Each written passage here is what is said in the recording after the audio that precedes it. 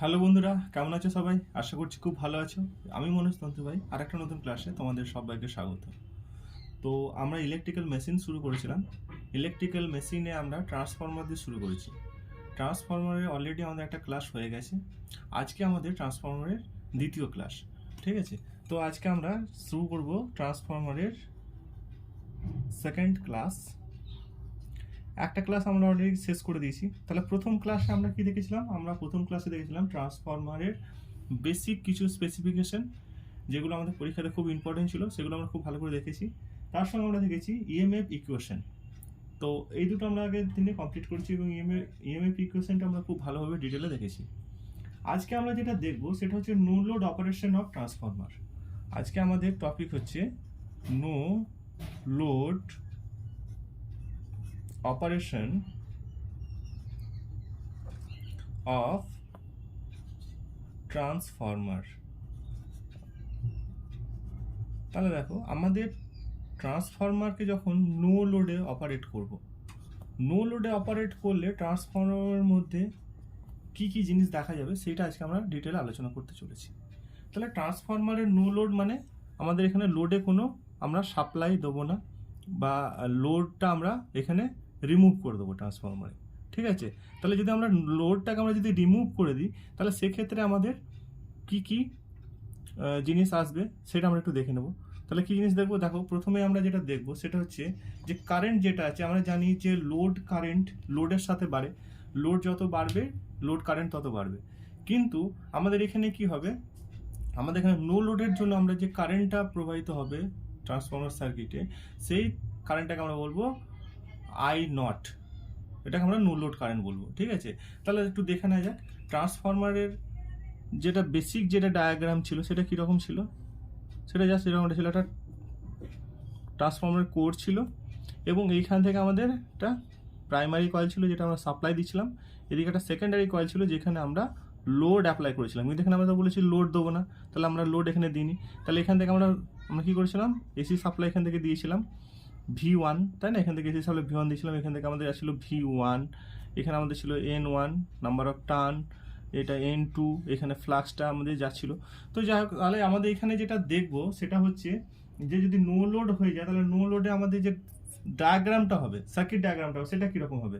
তাহলে দেখো, আমরা এখান থেকে লোডের দিকে আমরা কিছু লোড দিচ্ছি না, উইদাউট লোডে আমরা এখানে রান করবো মেশিনটাকে। তাহলে আমাদের এখানে ভোল্টেজটা হচ্ছে V1 সাপ্লাই দিয়েছি, V1টা আমরা এখানে সাপ্লাই দিয়েছি। V1টা সাপ্লাই দেওয়ার সঙ্গে সঙ্গে এখানে আমাদের একটা I1 কারেন্ট ফ্লো করবে, এটা দিয়ে I1 কারেন্ট ফ্লো করবে। এবং দেখো, এখানে আমাদের দুটো কম্পোনেন্ট পাবো। দুটো কম্পোনেন্টকে আমরা কি বলি, একটাকে বলি ওয়াট ফুল কম্পোনেন্ট, একটাকে বলবো আমরা ওয়াট লেস কম্পোনেন্ট বা ম্যাগনেটাইজিং কম্পোনেন্ট। জিনিসগুলো কি, এগুলো আমরা খুব ভালো করে ডিটেলে দেখবো এখন। তাহলে দেখো, এইখান থেকে যে কারেন্টটা আসবে এই কারেন্টটাকে আমরা বলবো যে আই নট, এবং এই আই নটটাকে আমরা এখানে বলবো নো লোড কারেন্ট, বা এই I naught equal two I1 হবে, কারণ এখানে তো কোনো লোড নেই, মানে এই দিকটা আমরা রিমুভ দেখতে পারি। তাহলে আমরা এখানে বলতে পারি যে I1 ইজিক্যাল টু হচ্ছে তোমার আই নট, কারণ আই নট এবং I1টা কি হচ্ছে একটা লুপের মধ্যে আছে বা একটা সিরিজে রয়েছে এরা এক অপরের সাথে, তাই এটা আমরা বলি I1 is equal to I not বলতে পারি। এবং এইটাকে আমরা বলবো no load current, no load current, okay? তাহলে দেখো, এই যে নো লোড কারেন্টটা হলো, এবং এখানে দেখো এই নো লোড কারেন্টটা দেখো দুটো পার্টে ভাগ হবে, দুটো কারেন্টে ভাগ হবে। এখানে আসবে তোমার, এটা যেহেতু রেজিস্ট্যান্স তাই এটা আমরা লিখবো RW, মানে এখানে কারেন্ট হবে IW। এখানে রিঅ্যাকট্যান্সের জন্য আমরা যে টার্ম ইউজ করবো JX, ঠিক আছে? JX, এবং এটাকে আমরা JXM বলবো। আর এখানে যে কারেন্ট আসবে সেটা হবে তোমার IM। তাহলে এক্ষেত্রে আমরা বলতে পারি যে I naught equal to, I নটটা হবে তোমার IW এবং IM এর ভেক্টর সাম, তাই তো? তাহলে এটা দুটোর ভেক্টর সাম হবে। এবার দেখো, এই যে IW যেটা আছে, IWটা কি জিনিস? আই নটটা তো আমরা জানলাম যেটা নো লোড কারেন্ট। IWটা কি? IWটা হচ্ছে তোমার এখানে ওয়াট ফুল কম্পোনেন্ট, ঠিক আছে? ওয়াট ফুল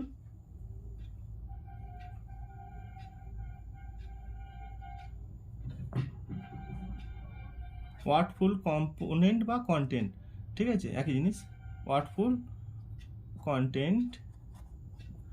আর এখানে আই এমটা যেটা আছে সেটা হচ্ছে ম্যাগনেটাইজেশন কন্টেন্ট।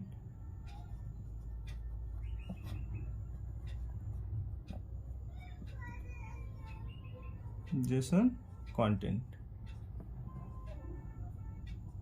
তাহলে দেখো এই যে আই ডাব্লিউ যেটা আছে, আই ডাব্লিউটা ওয়াটফুল কন্টেন্ট কেন বলা হচ্ছে, এটা কাজ কি? তাহলে এটার কাজ হচ্ছে যে সার্কিটে যখন আমাদের লসকে রিপ্রেজেন্ট করা হয় তখন লসকে রিপ্রেজেন্ট করে কে? আই ডাব্লিউটা। আই ডাব্লিউ দ্বারা কিন্তু আমাদের নো লোড লসটা হবে। আর আমাদের ম্যাগনেটাইজিং কম্পোনেন্টের দ্বারা কি হয়, আমাদের সার্কিটটা ম্যাগনেটাইজিং হয়। ঠিক আছে, যে ফ্লাক্সটা তৈরি হচ্ছে সেই ফ্লাক্সটা তৈরি হয় শুধুমাত্র আই ডাব্লিউর জন্য। তাহলে দুটোর কিন্তু আলাদা আলাদা কাজ রয়েছে, দুটো কিন্তু এক জিনিস নয়। একটা হচ্ছে আমাদের লসটাকে রিপ্রেজেন্ট করে বা লসটা হওয়ার জন্য দায়ী হচ্ছে আই ডাব্লিউটা, আর এখানে ফ্লাক্সটা প্রডিউস হওয়ার জন্য দায়ী হচ্ছে আই ডাব্লিউ বা ম্যাগনেটাইজেশন কম্পোনেন্টটা বা কন্টেন্টটা। ঠিক আছে, তাহলে দুটো কাজ কিন্তু দুরকমভাবে হয় এবং সেটা কার মধ্যে আছে, এটা হচ্ছে আই ডাব্লিউর দুটো ফেজার ভেক্টর সাম। এটা ঠিক আছে, এটা হচ্ছে দুটো ভেক্টর সাম। তাহলে এটা যদি আমরা দেখে নিই যেটা ডায়াগ্রামটা কীরকম হবে, তাহলে একটু দেখে নাও। এটা আমি এর একদম ডিটেলে ডায়াগ্রাম দেখবো, কিন্তু জাস্ট এইটা থেকে দেখে নিই। নো লোডের ক্ষেত্রে কী হবে, নো লোডের ক্ষেত্রে দেখো এই দিকটা আমাদের ফাই এম হবে ফ্লাক্সের জন্য। ফ্লাক্সটাকে আমরা কী করি, 0 ডিগ্রি রেফারেন্সে রাখি এবং 0 ডিগ্রি রেফারেন্সে ফ্লাক্সটা রাখবো এবং তার সঙ্গে আমাদের কী হবে, আই এমটা সেম ফেজে থাকবে, আই এমটা সেম ফেজে থাকবে। তাহলে সেম ফেজে যদি আই এমটা থাকে এইদিকে ভি হবে ভোল্টেজের, মানে V1 আর এর সাথে আই এম থেকে 90 ডিগ্রি লিড করবে কে, আই ডাব্লিউটা ওয়াটফুল কম্পোনেন্টটা।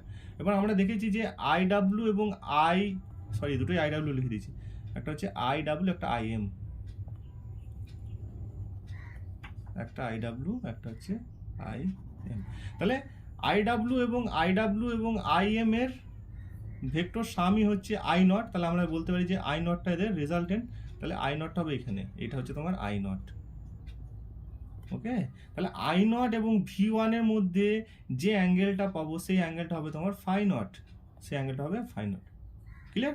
তাহলে আমাদের এখানে দেখতে পেলাম যে আমাদের এখানে V0 এবং আই নটের মধ্যে, V1 এবং আই নটের মধ্যে একটা অ্যাঙ্গেল আছে যেটা আমরা ফাই নট বলছি, এবং এই ফাই নটের মানটা দেখো 90 ডিগ্রি থেকে কম হবে সবসময়, অলওয়েজ কম হবে, তাই না? এই যে এটা এইটুকু মান। তাহলে এটা সবাই ফাই নটের মানটা সবসময় কত হবে, 90 ডিগ্রি থেকে কম হবে, বাট 75 ডিগ্রি থেকে বেশি হবে। এটাও একটা ভেরি ইম্পর্টেন্ট একটা পয়েন্ট, এটা মাথায় রাখবে। ঠিক আছে, তাহলে আমাদের নো লোড যে ইয়েটা তৈরি হবে, যে অ্যাঙ্গেলটা হবে নো লোডে, যে তোমার আই নট এবং V1 এর মধ্যে যে অ্যাঙ্গেলটা হবে সেই অ্যাঙ্গেলটা সবসময় কী হবে, তোমার 75 ডিগ্রি থেকে বেশি হবে, বাট 90 ডিগ্রি থেকে অলওয়েজ কম হবে। তাই এখানে যে পাওয়ার ফ্যাক্টরটা পাবো আমরা, এখানে যে পাওয়ার ফ্যাক্টরটা হবে সেই পাওয়ার ফ্যাক্টরটা কিন্তু এখানে ভীষণ লো হবে, ভেরি লো হবে, ভেরি লো হবে। তাহলে ভেরি লো বলতে কত হবে, এটা হবে 0.202। ঠিক আছে, এবং এটা অলওয়েজ ল্যাগ করবে, ট্রান্সফর্মারে ল্যাগ করবে। তাহলে এটা হচ্ছে তোমার আমাদের পাওয়ার ফ্যাক্টরটা। এবং আই নট যেটা হচ্ছে, আই নটটা কিন্তু অনেক কম হবে। আমরা জানি যে লোড বাড়ার সাথে সাথে আমাদের কারেন্টটা বাড়ে, লোড কারেন্টটা বাড়ে, কিন্তু এখানে তো লোডটা নেই, এখানে লোডটা তো আমরা রিমুভ করে দিচ্ছি। তো সেক্ষেত্রে আমাদের এখানে কী হবে, আই নটটা কিন্তু আমাদের খুব কম হবে। তাহলে আই নটটা কত হবে, 2 থেকে 5% হবে কার, ফুল লোড কারেন্টের। তাহলে অফ ফুল লোড কারেন্ট, তাহলে ফুল লোড কারেন্টের কত পার্সেন্ট হয়, 2 থেকে 5% হয় আই নটটা, নো লোড কারেন্টটা। ঠিক আছে, তাহলে এটাও কিন্তু খুব একটা ভেরি ইম্পর্টেন্ট কোশ্চেন একটা, এটাও কিন্তু আমাদের পরীক্ষাতে খুব আসে, তাই এটা কিন্তু তোমাদেরকে ভালো করে মাথায় রাখতে হবে। ঠিক আছে, তাহলে এই হচ্ছে তোমার নো লোড অপারেশন, এবং নো লোডে আমাদের এই জিনিসগুলো হয়ে থাকে। ওকে, এবার দেখো আমরা এরপরে যেটা দেখবো সেটা হচ্ছে যে আইডিয়াল ট্রান্সফর্মার। তাহলে আইডিয়াল ট্রান্সফর্মারটা আমরা দেখে নেবো যে আইডিয়াল ট্রান্সফর্মারটা কাকে বলে এবং এটা কি, এদের স্পেসিফিকেশন কি কি আছে। তাহলে এটা আমরা মুছে দিচ্ছি। আশা করছি এটা তোমাদের খুব ক্লিয়ার হয়েছে, এটা সবাই বুঝতে পেরেছো। ঠিক আছে, চলো এরপর আমরা দেখবো আইডিয়াল ট্রান্সফর্মার।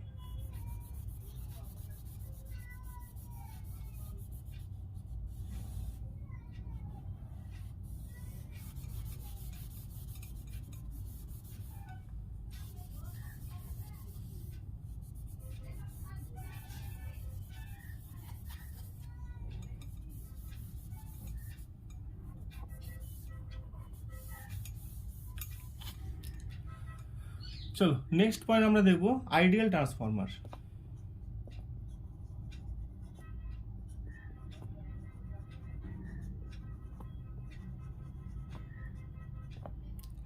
তাহলে আইডিয়াল ট্রান্সফর্মার কাকে বলা হয়? দেখো, আইডিয়াল ট্রান্সফর্মার হচ্ছে সেই সমস্ত ট্রান্সফর্মার যেখানে কোনো লসেস হয় না, লস ফ্রি ট্রান্সফর্মার।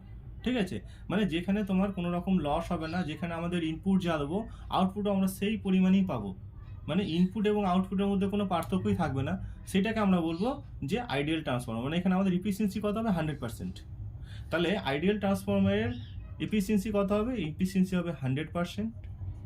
আমরা এফিসিয়েন্সি 100% মিনস আমরা এখানে যেটা ইনপুট দেবো সেটাই আমরা আউটপুটে পাবো, মানে input is equal to output হয়ে যাবে।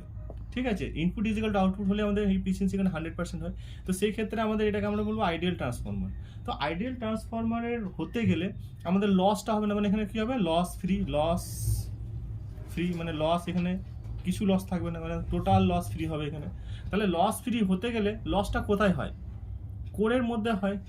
ঠিক আছে, তাহলে কোরের মধ্যে যদি হয়, বা লসটা যেখানে হচ্ছে তোমার আয়রন লস, কপার লস, দু রকমের লস হচ্ছে, তো সেই লসগুলো যদি আমাদের না হয় ট্রান্সফরমারে, তাহলে আমাদের মেশিনটা কি হয়ে যাবে? আমাদের মেশিনটা আইডিয়াল ট্রান্সফরমার হয়ে যাবে, বা আইডিয়াল মেশিন হয়ে যাবে। তাহলে দেখো, এখানে লসেসের যে ব্যাপারটা আছে সেটা একটু ভালো করে দেখে নিই। আমাদের যদি বলি যে এটা 1 নম্বর যেটা পয়েন্ট আছে, আইডিয়াল ট্রান্সফরমারের প্রথম পয়েন্ট যেটা হয় সেটা আমরা বলতে পারি যে ইনফাইনাইট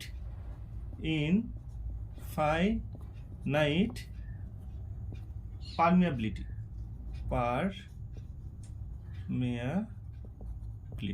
তাহলে ইনফাইনাইট পারমিয়াবিলিটি কাকে বলা হয়? সেটা জানার জন্য আমাদেরকে জানতে হবে যে আমাদের ম্যাগনেটিক সার্কিটটা ভালো করে জানতে হবে। ম্যাগনেটিক সার্কিট মানে কি? আমাদের কোরের মধ্যে আমাদের জানি ইলেকট্রিক্যাল যে ট্রান্সফর্মারটা রয়েছে, ইলেকট্রিক্যাল ট্রান্সফর্মারের মধ্যে আমাদের কি হয়? ইলেকট্রিক্যালি কোনো কানেকশন থাকে না, আমাদের ম্যাগনেটিক্যালি কানেকশন থাকে, মানে ম্যাগনেট দ্বারা আমাদের এটা কানেক্টেড করা থাকে প্রাইমারি এবং সেকেন্ডারি ওয়াইন্ডিংটা। তাহলে সেক্ষেত্রে আমাদের যে ফ্লাক্সটা তৈরি হচ্ছে, ম্যাগনেটিক সার্কিটে ফ্লাক্সই তৈরি হবে। ইলেকট্রিক সার্কিটে যেমন কারেন্ট তৈরি হয়, ম্যাগনেটিক সার্কিটে সেরকম ফ্লাক্স তৈরি হবে। তাহলে যে ফ্লাক্সটা তৈরি হচ্ছে, সেই ফ্লাক্সটাকে যে অপোজ করছে তাকে আমরা বলবো রিলাক্টেন্স। সেম ওয়েতে আমরা যেমন ইলেকট্রিক্যাল সার্কিটে রেজিস্ট্যান্সকে বলি, সেরকম ম্যাগনেটিক সার্কিটে রিলাক্টেন্স বলবো। তাহলে রিলাক্টেন্সটা হচ্ছে ফ্লাক্সকে কে করছে? বাধা দিচ্ছে, অপোজ করছে। সেরকম ওয়েতে আবার যদি দেখছি ফ্লাক্সকে যে যেতে সুবিধা করছে, মানে রিলাক্টেন্সের অপোজিট যদি আমি দেখিনি, তাহলে রিলাক্টেন্সের অপোজিট কী হবে? যে ফ্লাক্সকে যেতে সাহায্য করবে। তাহলে ফ্লাক্সকে সাহায্য করবে যেতে কে? পারমিয়েন্স। তাহলে পারমিয়েন্সটা কি হয়? পারমিয়েন্সটা হচ্ছে তোমার রিলাক্টেন্সের অপোজিট। তাহলে রিলাক্টেন্সের অপোজিট হচ্ছে পারমিয়েন্স, এবং এই পারমিয়েন্স থেকে পারমিয়াবিলিটি আসছে। যেরকম আমাদের রেজিস্ট্যান্সের অপোজিটকে কন্ডাক্টেন্স, এবং কন্ডাক্টেন্স থেকে যেরকম আমরা কন্ডাক্টিভিটি পেয়েছিলাম, সেরকম এখানে পারমিয়েন্স থেকে পারমিয়াবিলিটি হচ্ছে। তাহলে পারমিয়াবিলিটি মানে কি বলতে চাইছি? যে পারমিয়াবিলিটি মানে এখানে ফ্লাক্সকে সে অবাধে কী করবে? যেতে সাহায্য করবে। তাহলে এখানে কী হবে? সাহায্য যদি করে ফ্লাক্সকে যেতে, তাহলে বাধা যদি না, বাধা দিলেই তো এখানে লসটা তৈরি হয়, বাধা হওয়ার জন্যই তো লসেস আসে। তাহলে যদি বাধাই যদি না থাকে তাহলে তো এখানে লস হবে না, তাই জন্য বলছে ইনফাইনাইট পারমিয়াবিলিটি বলছে। ওকে, ইনফাইনাইট পারমিয়াবিলিটি বলেছে। তাহলে আইডিয়াল ট্রান্সফর্ম হতে গেলে ইনফাইনাইট পারমিয়াবিলিটি হতে হবে। কি হবে? হচ্ছে যে তোমার এখানে যে তোমার ম্যাগনেটাইজিং করার জন্য যে কারেন্টটা লাগছে, সেই কারেন্টটা মিনিমাম কারেন্ট লাগবে, লিস্ট কারেন্ট প্রয়োজন হবে। কেন হবে? কারণ দেখো, এখানে ম্যাগনেটাইজিং করার জন্য যখনই আমার রিলাক্টেন্স সার্কিটে থাকবে, রিলাক্টেন্স থাকা মানে এখানে তোমার বাধা সৃষ্টি হবে। তাহলে খুব ইজিলি কিন্তু এটা তোমার ইজিলি এটা ম্যাগনেটাইজ হবে না, তাই না? তাহলে রিলাক্টেন্স যত বেশি থাকবে তত কিন্তু কম ওটা ম্যাগনেটাইজেশন হবে, এবং ম্যাগনেটাইজিং হতে গেলে আরও বেশি পরিমাণে কারেন্ট প্রয়োজন হবে। কিন্তু যদি আমার এখানে পারমিয়েন্সটা বেশি হয়ে যায়, রিলাক্টেন্সটা যদি না থাকে, পারমিয়েন্সটা যদি আরও বেশি হয়ে যায়, তাহলে এখানে কি হবে? এখানে আমাদের কারেন্টটা খুব কম লাগবে, অল্প কারেন্টে আমাদের ম্যাগনেটাইজিং হয়ে যাবে। তাহলে এখানে কি হবে? Least current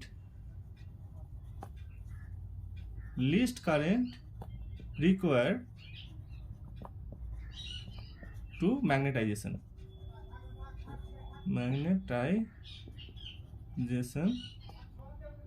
of core। তাহলে কোরের ম্যাগনেটাইজেশন করার জন্য লিস্ট কারেন্ট প্রয়োজন হবে।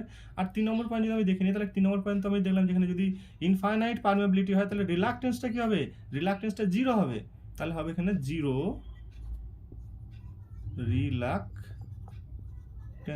রিলাক্টেন্সের যদি 0 হয়ে যায়, তাহলে আমাদের এখানে পারমিয়াবিলিটিটা তোমার ইনফাইনাইট হয়ে যাবে। তাহলে এই ক্ষেত্রে আমাদের যদি দেখে নিই, তাহলে আমাদের এখানে যে তোমার থিটাটা হচ্ছে ফাই থিটার মানটা হবে 4 নম্বরে লিখে রাখবে। ফাই থিটা যেটা আছে, ঠিক আছে, মানে ফাই নট যেটা আছে, ফাই নটটা সবসময় 90 ডিগ্রি অ্যাঙ্গেল হবে। তাই না? এদের যে মানটা হবে 90 ডিগ্রি হবে।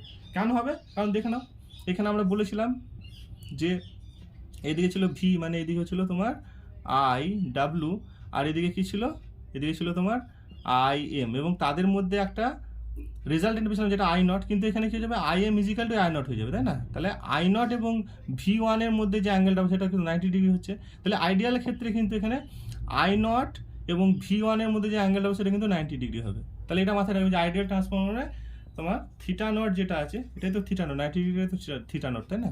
তাহলে থিটা নটের মানটা হয়ে যাবে তোমার এখানে, বা ফাই নটের মানটা এখানে হয়ে যাবে তোমার কত, 90 ডিগ্রি। ওকে, তাহলে 90 ডিগ্রি হয়ে গেলে আমাদের এটাকে আমরা বলবো আইডিয়াল ট্রান্সফর্মার।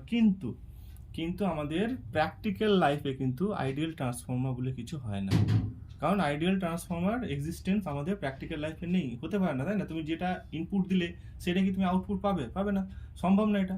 তাই প্র্যাকটিক্যালি কিন্তু এটা হয় না।